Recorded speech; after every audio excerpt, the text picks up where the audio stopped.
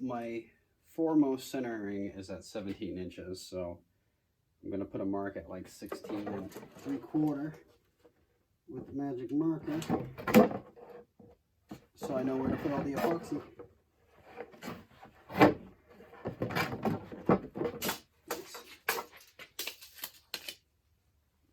And then the mid ring is right around the edge here, so I got a mark there too.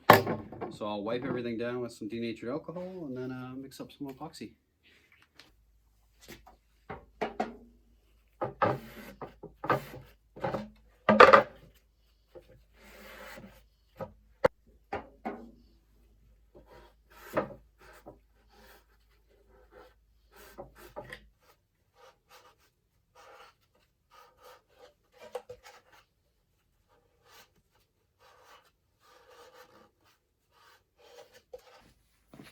So time to epoxy the old fin can into this booster section. So we've got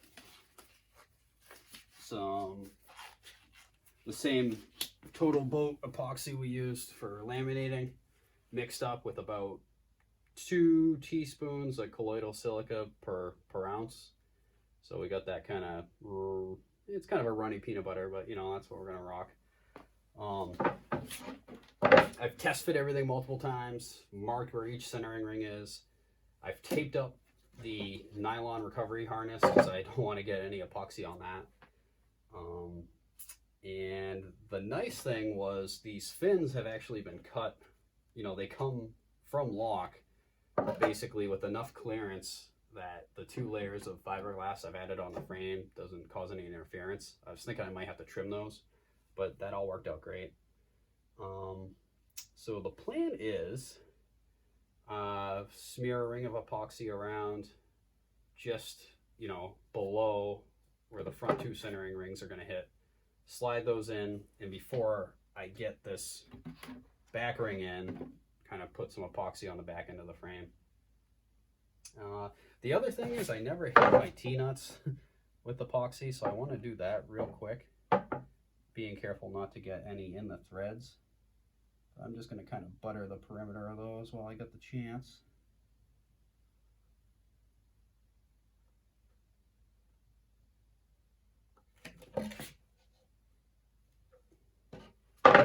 Cool.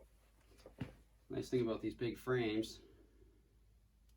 Oh, I'm going to put something down because I am bound to get epoxy on everything.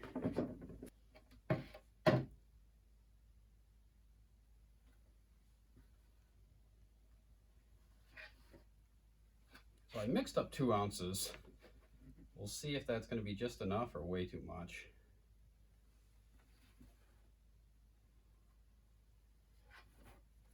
I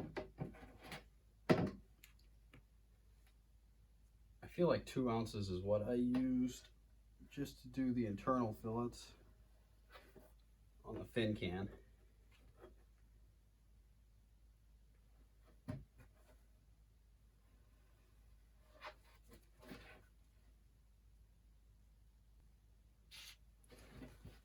Okay.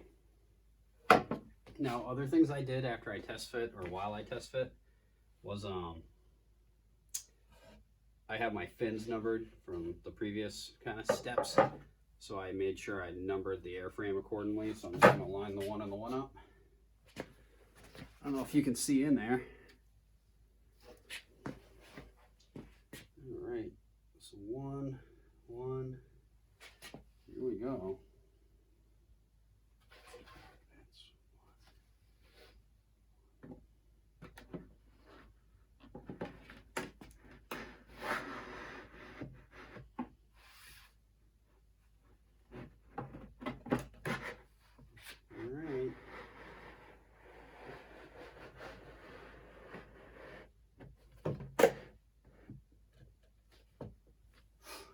That's that. Oh, the bottom. Well, looks like we're just going to add some epoxy after the fact here.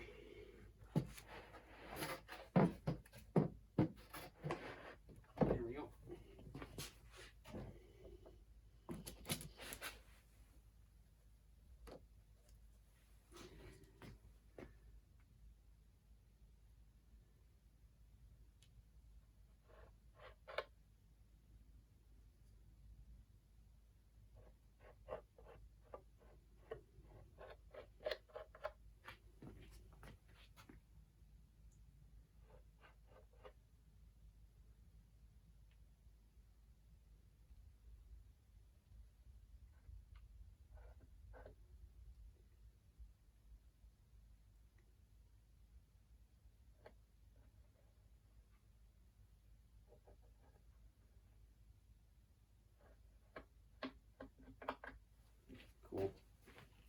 can see why some people wait to do that one.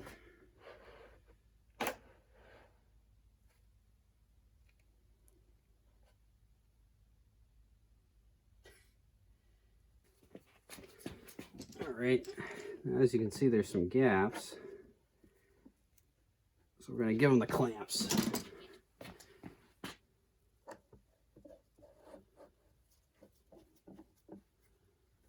Close those right out.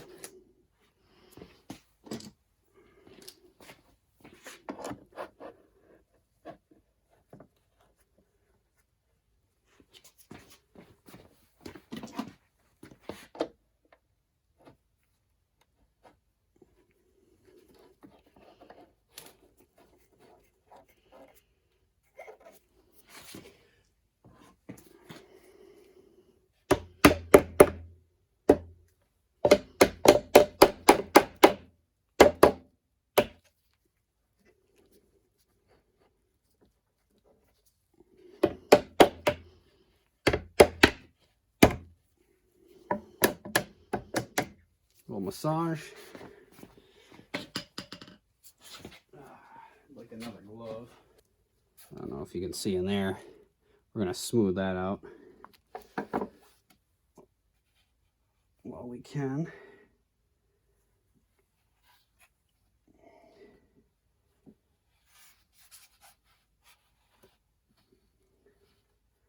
And you know what? Honestly, this is thickened enough that I think we could go ahead and do this fillet, and even though it's going to sit upside down, it's going to be fine.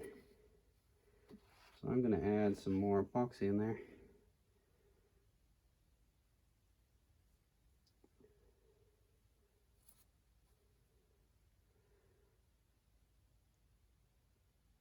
So basically,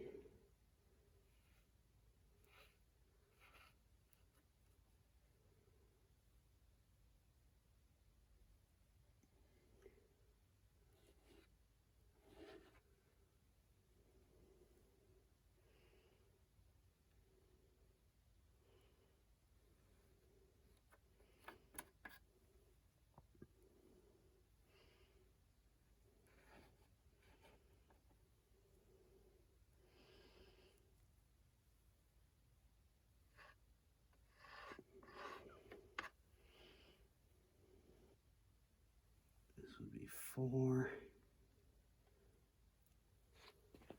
and 3.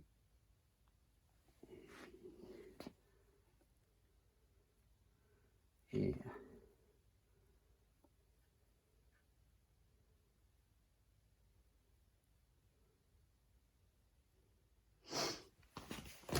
The other thing was when I cut these little slots out, rather than using the Dremel all the way, just score through the fiberglass and then cut the cardboard with the razor knife. That was a lot easier and cleaner.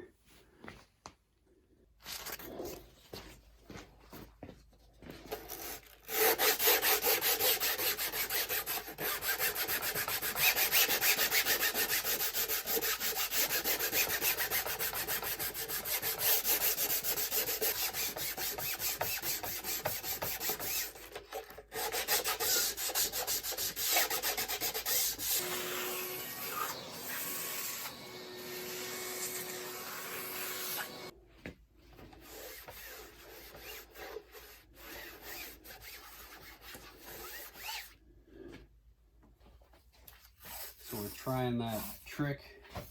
Braden from Rocket Vlogs was taught by, I think, Crazy Jim, and then taught the whole internet, where he used a magic marker on his, whatever his fillet tool was, to make the guidelines. So we did that. And now we're just masking off each edge of our fillet using that guide.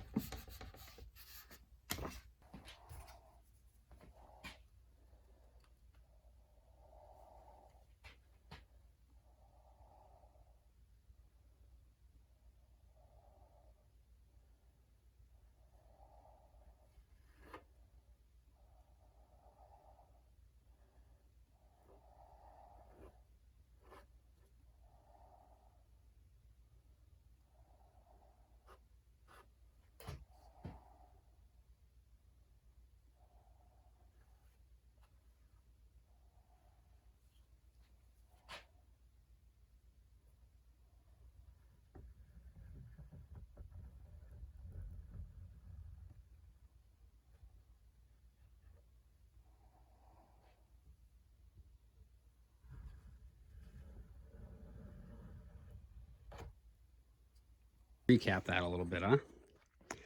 So we mixed up 1 ounce, 1 pump of Total Boat, put in our, here's another pro tip. I just wrote it down. So to get my peanut butter consistency, you need 2 heaping teaspoons of that per pump.